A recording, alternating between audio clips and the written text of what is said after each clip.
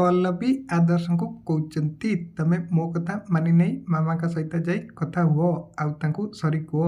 ଆଉ ତାପରେ ଆଦର୍ଶ ପଲ୍ଲବୀଙ୍କୁ କହୁଛନ୍ତି, ଠିକ୍ ଅଛି, ମୁଁ ତମ କଥା ମାନି ନେଇ ମାଙ୍କ ସହିତ ଯାଇ କଥା ହେବି, କିନ୍ତୁ ମା ତମ ଉପରେ ଯେଉଁ ସଜା ଲଗେଇଛନ୍ତି ତାଙ୍କୁ ସେ ସଜାକୁ ଫେରେଇ ନେବାକୁ ପଡ଼ିବ। ଆଉ ସେପଟେ ଆନନ୍ଦ ମାୟାଙ୍କୁ କହୁଛନ୍ତି, ଯାହା ହେଇଗଲା ହେଇଗଲା, ଏବେ ଆଦର୍ଶ କେମିତି ହଟ୍ ନହେବ ସେ ବିଷୟରେ ତମକୁ ଚିନ୍ତା କରିବାକୁ ପଡ଼ିବ।